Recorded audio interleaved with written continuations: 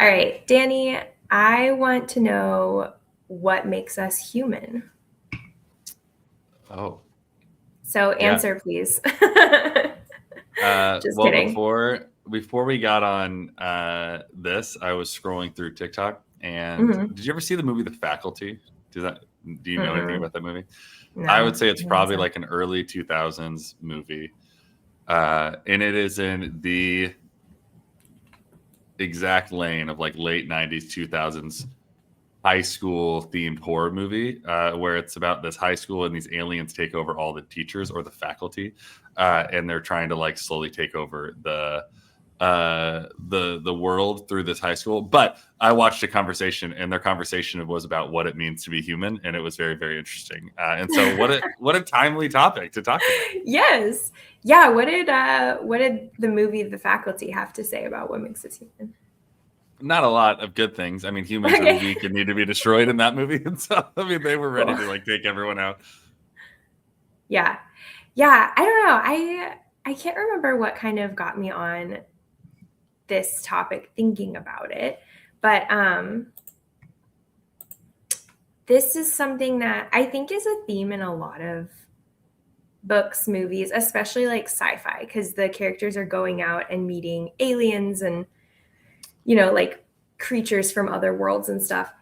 And I feel like in a lot of those types of stories, there is this common thread about like something being special about humanity or like the indomitable human spirit. And that's really interesting to me. I think from a religious standpoint, we could talk about like, do we have a soul? Is there something about like if we were created intelligently with a purpose, then is there something about that? Like what makes humanity, I guess, like, is there something innate about humans that makes us unique? Or are we just like any other animal? Yeah, that is like that's funny. I rarely think about that. How much before I like get into how much do you think about that? Does that cross your mind often when you're thinking about like Mm, pets and stuff? I I I don't know if I think about it like historically how often I've actually no, I think about this kind of a lot. Um just because I do wonder, like it doesn't haunt me. It's just something that I like think about.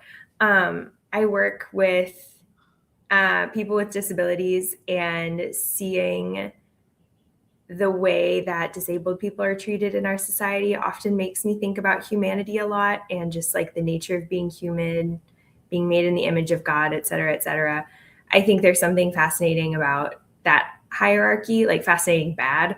Um, Yeah. but yeah, I don't know. And then, yeah, thinking about why are some animals okay for us to farm and eat versus others, like dogs, that's pretty abhorrent for us to think about. Like, but chickens, it's fine. So I think I wonder about these things. I don't know. Yeah, well, there's certainly a hierarchy, like both in humanity, as you kind of named, in terms of different things. I don't know that God sees a hierarchy, but I think humanity has certainly created one. And then, I mean, I even think about just like when we were in school, like the food chain pyramid or whatever, and like we're at the Mm-hmm. top of it, right? And there's like that's a literal hierarchy of like how things go. But it is interesting. Like I do think about what it means to be human from that standpoint some because I do think there is something really unique and resilient about humanity, about the human experience.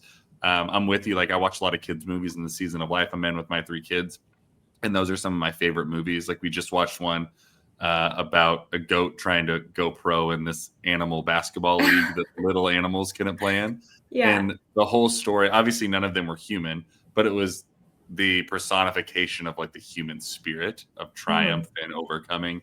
Like that's something that resonates with a lot of people, and I think is what makes the movie good. But like we don't really treat animals that way, right? Unless we like personify them. And so I don't know. And this is like I don't know if this is a hot take or not, but like animals having souls is like non consequential to me. But like I also think that what I fear about when people say that is like generally people that think that don't have a great mind for like the environment or for Mm-hmm. animals or for creation. And so I think oftentimes we aren't very good at creation care because we think because we're the only ones with souls, if we land in that camp, that we're the only ones with like rights and values, and that we don't need to steward anything. We just need to consume. And so that's where I get like a little bit nervous about it, because even though I personally don't like care and lose sleep or think too much about it, I do watch how much people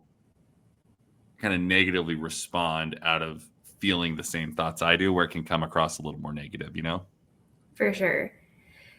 Yeah, so even you talking about the like kind of pyramid or food chain hierarchy situation, it reminded me of this book I read a couple years ago called Why Fish Don't Exist.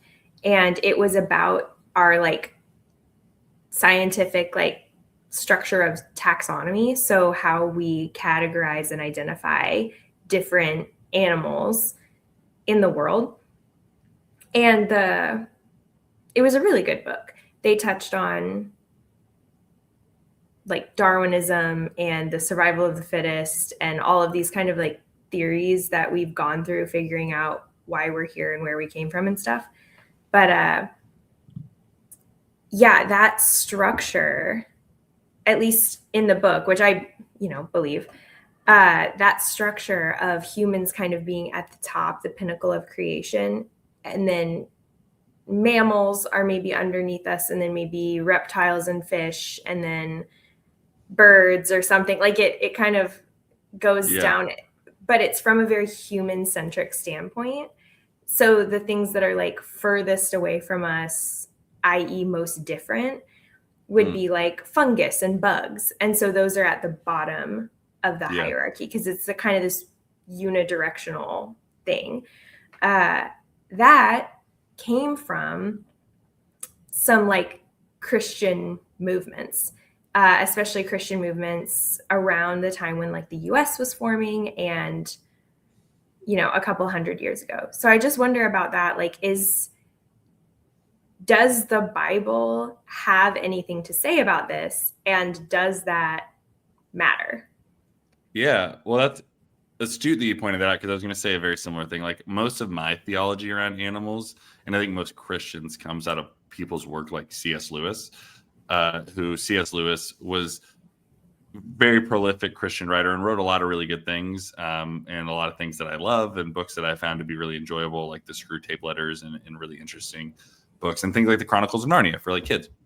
But one of the things that he talked about, and I think it was The Problem of Pain is the name of the book. It's about like human suffering. And one of the things that he tries to tackle in that book is like animal suffering and how could a good God allow animals to suffer. And I'm really reducing his take, but more or less he's like, animals, and we use dogs, are like out here to serve their masters.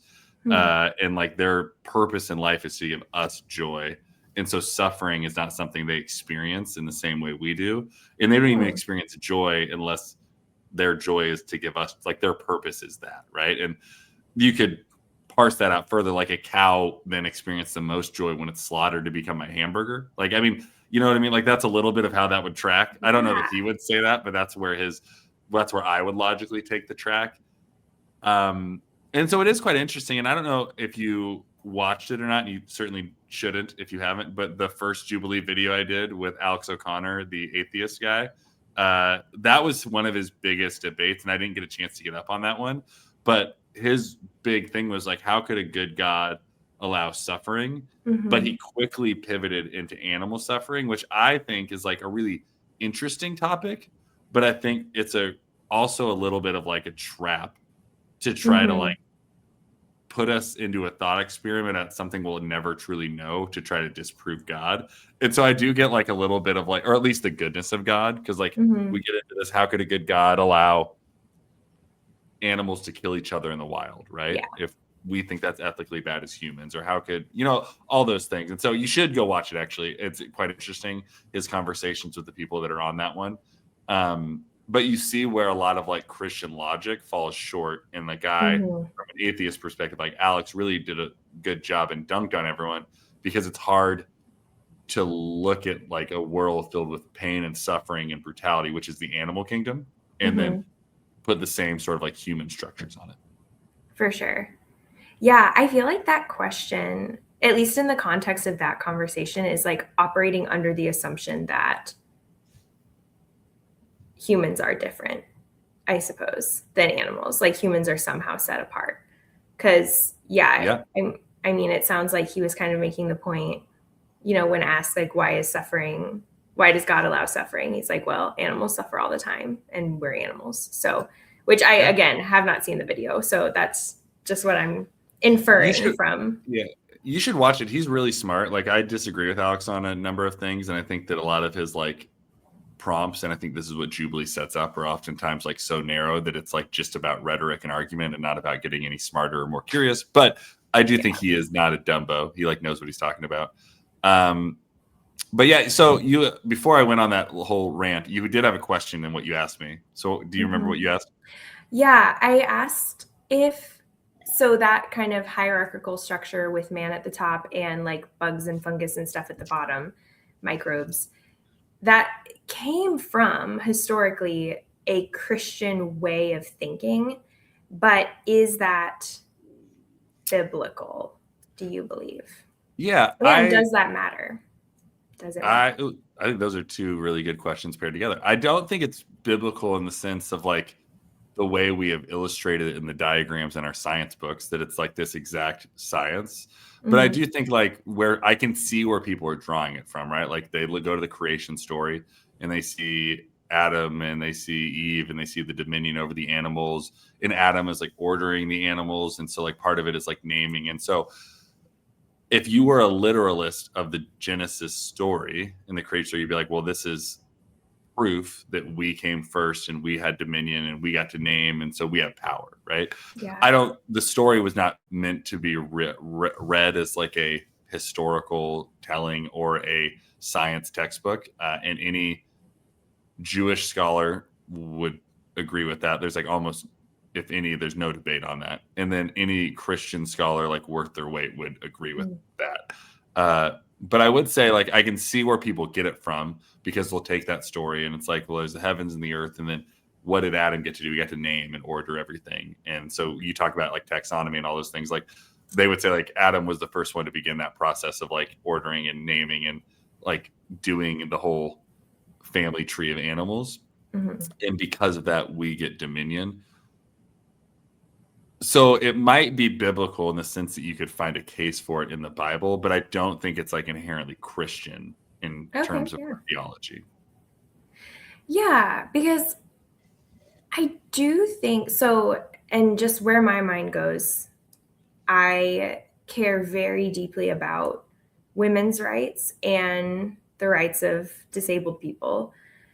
And I think that it's very easy to jump from, because in the creation story, man is also, Adam is kind of given, he names Eve as well. So she is kind of, Yeah. and I know that this passage is used to justify kind of the subjugation of women, uh, Yeah. or it has been historically and still is, if we're being honest. But and then yeah, the I've a couple years ago I read this book about the gospel and disability, and it talked a lot about how humans are made in the image of God. So when a human is different and is either born outside of kind of like the typical range that's expected, or through an accident, injury, or illness becomes that way, like it kind of brought up all these questions for me about the image of God. And the book did not satisfyingly answer any of them, and actually had what I think was a really problematic take on it. But yeah, now I'm losing my own train of thought in here of saying that yeah, I guess a literalist interpretation of Genesis. I think you're right. There is an argument to be found for this hierarchy there. But I think my like argument to that literal interpretation, which I know you're not defending, would Yeah. be like, well, look at the look at how easy it is to kind of jump from this to this. It's easy to jump from man is in charge of everything, including animals, to let's subjugate women and disabled people and etc. Yeah. Well, I think that's ultimately the problem with it is like the reading of it. I don't think people give a shit about the animals. I'll be honest with you, but I think it's Yeah. I think it's a pillar in the men get to dominate things like statue, right? And so Yeah. it's like, and I think you're naming an astute point, right? This idea of like before Adam gets to have dominion over Eve, he had dominion over everything else. And so it's trying to illustrate the power of man. And it starts with like the world. And then it's Mhm. like the secondary thing was over my wife. And so it is trying to set this, at least from that like hermeneutical out like perspective where they're trying to like push something, a specific agenda, like that's what's being tried to be done there. And I would say like I often use like I think things can be biblical and not Christian, and things can be Mhm. biblical and not like truthful, if that makes sense. Like we often like make the phrase biblical synonymous with like correct. And Mhm. when I use the phrase biblical, I mean like it's in the Bible. Like I think it would be disingenuous of me to say like slavery's not in the Bible and misogyny's not in the Bible and a case for human dominion over animals is not in the Bible. Like it's in the Bible. But is it biblical in the sense that it's there? Yes. Is it like really congruent with the way of Jesus? I don't know. And I would argue no, actually. And so I think you have to like look at the totality of the story to see that. And that's where I think a lot of like fundamentalist Christians, especially, kind of fall victim is they just stop with, is it in the Bible? Therefore, Mhm. it's biblical. Therefore, it's the truth. And I think Jesus would have wanted us to do a little more work, especially as it comes to like all of these things, the treatment of humans for sure. But to like be fair and do justice to your topic in general, like we can't just use animals as a way of like figuring out how to care for humans better, you know, because then there's Yeah. still just like a pawn and the humans are ultimately the best chess game. Yeah. Yeah, that's a really good point. Uh, this might be kind of a silly question, but I remember, so I definitely came from a tradition that was very like humans are the pinnacle of creation Yeah. and everything else is kind of below us. And so as a teenager, I would get into conversations with my friends about like intelligent life on other planets, like literally Mhm. aliens, and how that may or may not throw a wrench into the literal interpretation of the creation story. Yeah. So, yeah, I mean, what do you think about that? First of all, do you think aliens are real? Second of all, what does that do to a literal Yeah. interpretation of the Christian creation mythology? I I love this question. I wouldn't have guessed that we would have got to aliens by way of this initial topic, but I do dig this. I have to, from a Christian perspective, I think it complicates the story because there's no real insight to intelligent life elsewhere, and so it certainly complicates the story. From a scientific perspective, it seems, and I'm not a scientist, so that's worth noting. And the longer people listen to this podcast, the more apparent that will become. But from a scientific perspective, it seems improbable that we're the only intelligent life out there, Mhm. just because of how vast the universe is. Like it seems like the idea that we're a small blip in a bigger thing. So, I mean, it would not change my view of Christianity one way or the other if I found out we were not alone in the universe. It would probably expand it. And I think it would make me ask different questions. Like that's kind of thing I ask about all of these things. Like, is if this changed, how would it change the perspective of how I already look at what I see? And would I abandon it? Would I believe deeper? Would I believe different? Like, uh, yeah. So I don't know. But I like to think about aliens. My wife hates space movies though. Like they give her Oh, so much really? anxiety. Yeah, she like won't watch them. The idea of getting trapped in space is one of her biggest fears, which I think is quite Yeah. funny because the odds of us going to space are so small. Like her Yeah. and I. Like even humans going to space is small, but Annie my wife going to space is Yeah. like so unlikely. It's The probably fact not that going to come up for her. and so the fact that we can't sit on the couch and watch Interstellar because Yeah. she might go to space someday is very funny to me. Uh, but I don't know. Like, I like to think that aliens might be around, but that's because I like mystery, and so I don't Hmm. know.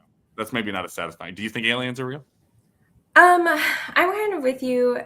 And again, disclaimer, I am a scientist, but I'm not that kind of scientist. Like I don't do space stuff Yeah, yeah, and biology and that kind of thing.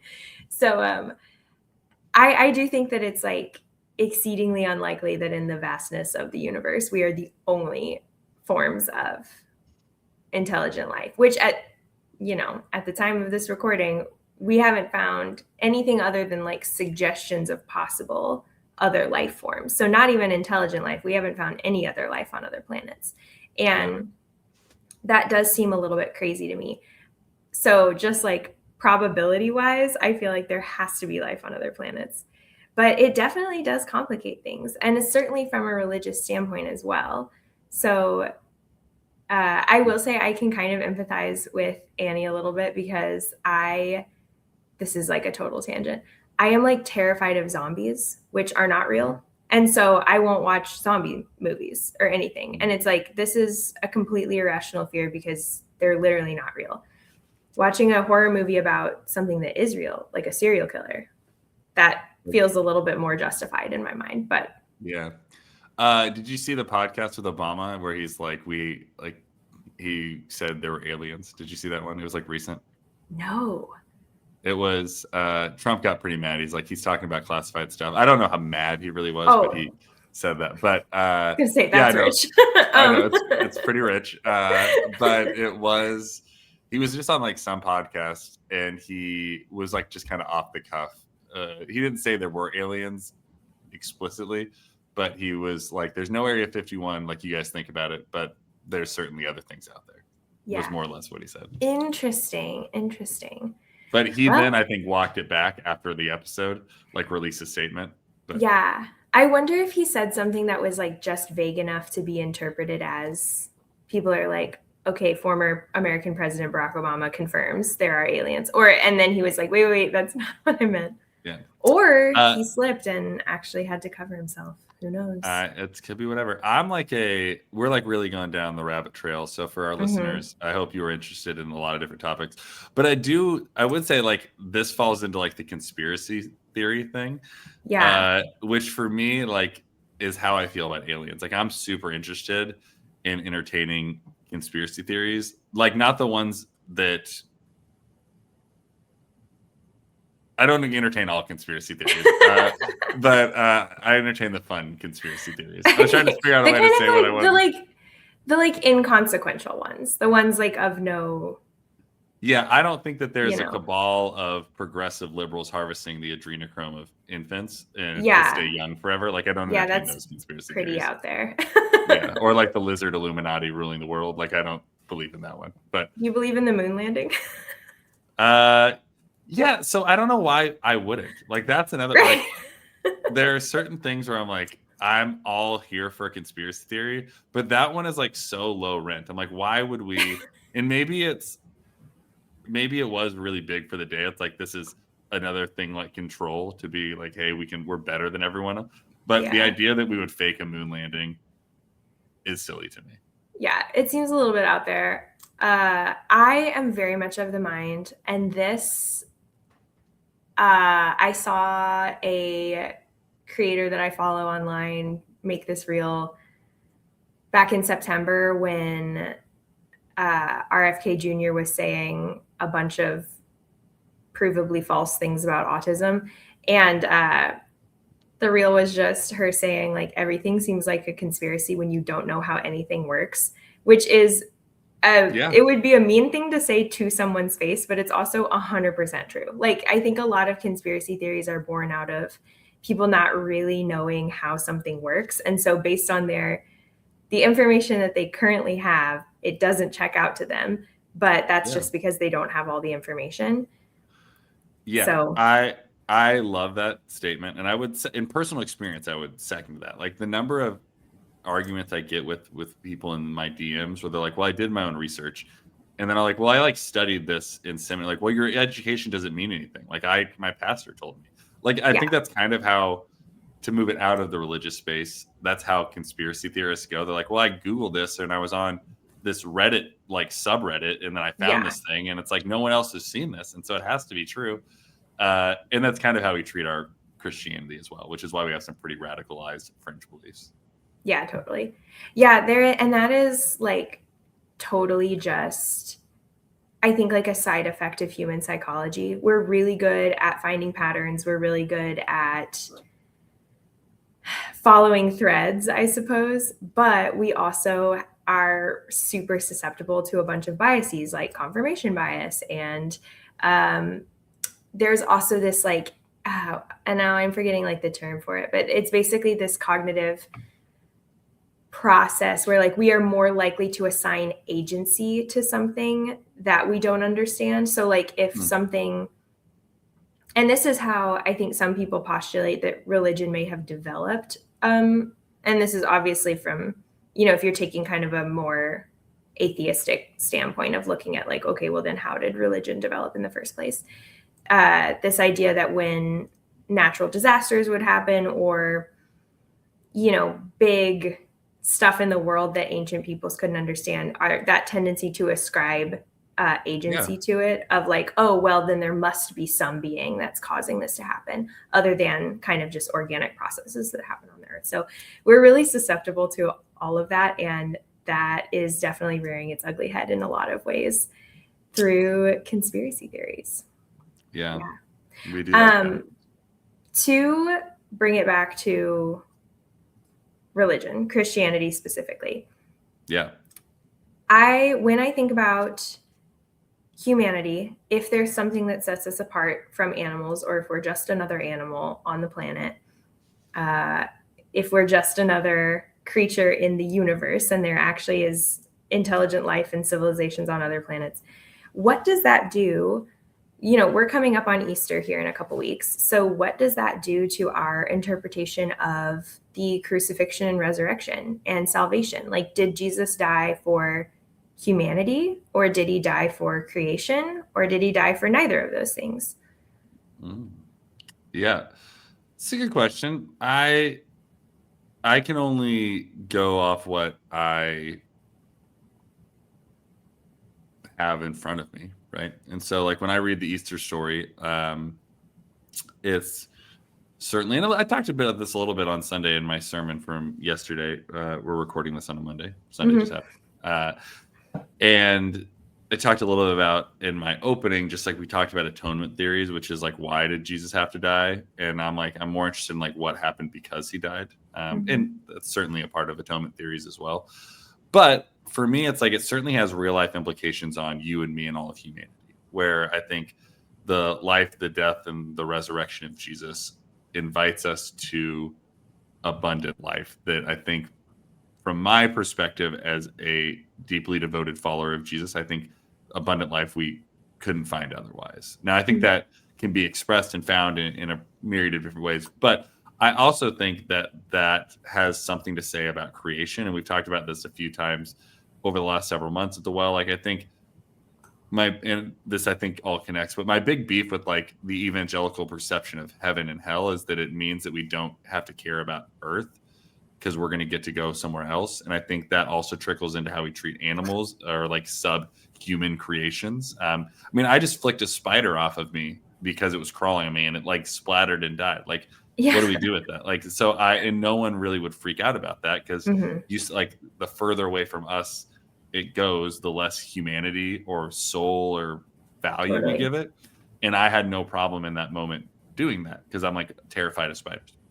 But but I do think that like what Jesus did in the Easter story certainly has real life tangible implications on humanity, but I think it has something to say about the reconciling of all creation, and I think that's substantiated in scripture as we like start with the creation story in Genesis and things are going, and then kind of bookended with Revelation, which is this picture of not just humanity living in goodness and perpetuity with God in all of creation, or all of humanity, but with all of creation. Like creation is restored.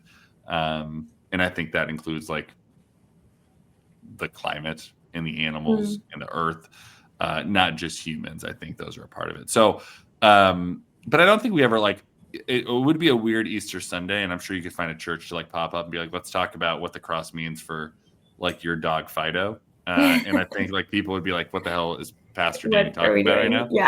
Yeah. But I do think that there are implications to the greater creation order. Yeah. And Yeah. actually, back to what you said a second ago, even like just saying that now, like creation order, I guess, like again, like theological language has given us the idea of a hierarchy of like there is an order of creation. And I think, um, like, even as I said that came out of my mouth, I'm like, oh, that's really interesting. That was like more evangelical language, like coming out pretty Mhm. easy.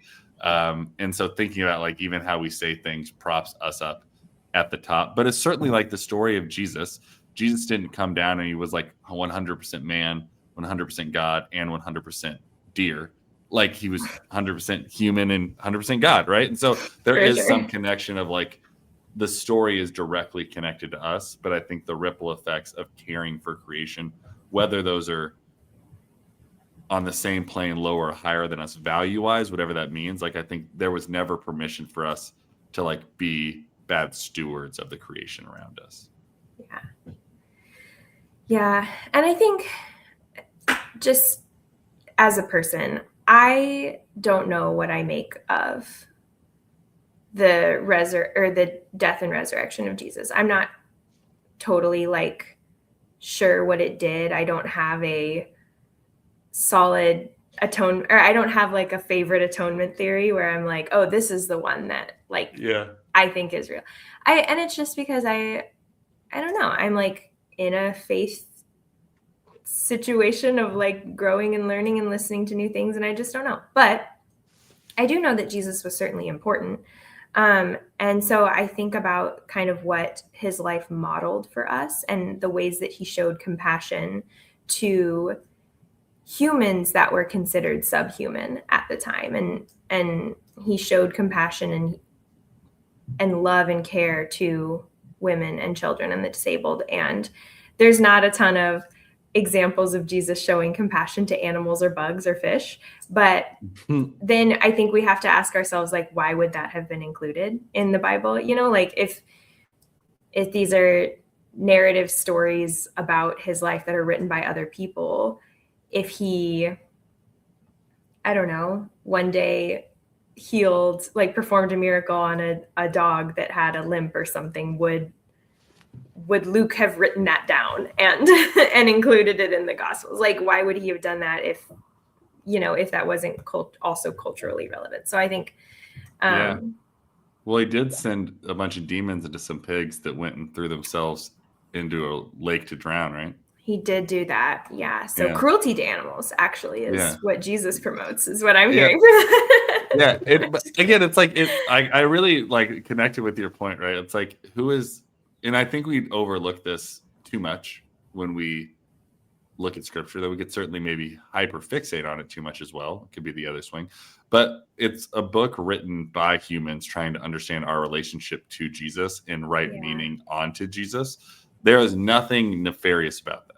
But that's like Mhm. just a true statement. Like these are the gospels are accounts of who Jesus was and why he mattered to humans, right? Yeah. The book of Acts is a story about the birth of the church, which is the following of who Jesus was, why he mattered, and the movement started after. And then all of the letters that come after that are humans writing to other humans about how to follow this person named Jesus as a human. And so I think the question of like, what does the Bible have to say about animals is interesting because the Bible wasn't written to even address that question. And I think that's Yeah. where I fall on a lot of these things. Like oftentimes we ask the Bible to do something it was never intended to do. Mhm. Uh, but what Jesus commanded us to do is like love God, love neighbor. And so like Mhm. let's do that well. And I do think that there are plenty of examples in the Bible of God saying like also care for creation and also Mhm. steward creation. And so even if you see animals or fungi or the earth is like less valuable than you, like I guess that's your prerogative. But Jesus, from a Christian perspective, both Jesus and any of the words uttered in the Old Testament never give humans permission to be bad stewards of the creation around them. Even when it came to like animal sacrifice, there was a lot of laws about how you did that in the most humane and or like I was going to say life-giving way, but certainly not, because you're like killing the animal, like taking away life. Yeah, life-taking. But the most like respectful, I'm trying to figure out the right word for it, but like there was like, even in something that we would say is like pretty cruel, like there would have been like, but here are the processes and steps to do it well. And I think there's more of an ethical conversation about the evolution of that over time. But again, given like the lens of what people thought was like just in caring during their time, they were supposed to be good stewards of creation and humanity within that rubric. We've just become more aware of what that might look like, or maybe more progress. I don't know what the answer is, but we've become more something in our human existence. I think in some ways we have progressed in measurable ways towards better, like more humane treatment of each other, of animals, of, creation in general in some ways, but also like we do paint our own, or we read the Bible through our own cultural experience. And for you and me, that means the cultural experience of white Americans who also used kind of this concept of the dominion of man to justify manifest destiny. And like we live in America, which is we definitely think that we're large and in charge most of the time. And so I think just coming from that cultural lens and then thinking about the ancient Israeli or Hebrew people that were writing and reading these instructions for how to sacrifice animals humanely, I'm just like, I think that maybe I'm so far removed from this that maybe I read it and I think like, oh gosh, that's so, destructive and so horrible. But then they even had maybe a cultural understanding of animals and sacrifice and slaughter for the purpose of something religious or nutritive that's different than how I even have a frame of context for. So that was a little bit rambly, but it's right. I mean, like the Bible, it would be ignorant of us to not be aware of the fact that there was a different time, context, and moral ethic that was happening. Like, and I think God has been progressing us. That's I think the Bible is a great case for progressive Christianity, because throughout even the 66 book Protestant Bible, we watch ethics progress and humans' ethics progress and understanding that. And that doesn't make me think that the God of the Old Testament is bad or the New Testament is good. But I think it's a sign that God is always pulling us towards greater understandings of like what ethics and justice looks like. And so for us to like look back in the Old Testament and be like, this is a once and for all way we should live, I think we would all agree that's not true. And I think our ethics and morals and understanding of God and us and who Jesus is and why he matters have evolved. And I think creation and animals and our care for humanity all falls under that umbrella. Yeah, that's a really good point. I think like people wrestle so often, especially if you have a literal view of the Bible. People wrestle a lot with like what to do with the Old Testament. But what if one of the purposes of the Old Testament is to show us that the arc of humanity is bending towards progress and is going like up and to the right, that maybe that's one of the purposes of it. And that's why it's been preserved and we have been given it after all this time to see that like, look at how far we've come and how far we are continuing to go. I think that's really cool. I think there's a strong case for that. So maybe I feel like we've been going for a while. So maybe you wanted to end with a question for you. Yeah. To like wrap this up. Maggie, do you think all dogs go to heaven?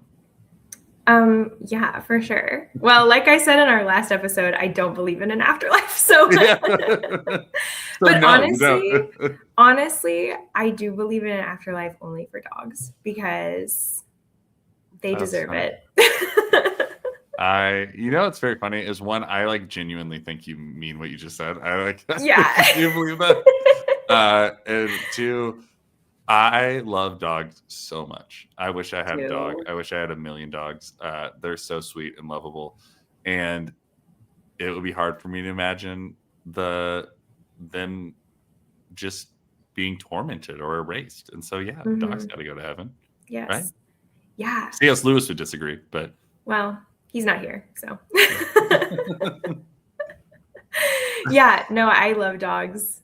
And yes, all dogs do go to heaven, and I'll stand by that.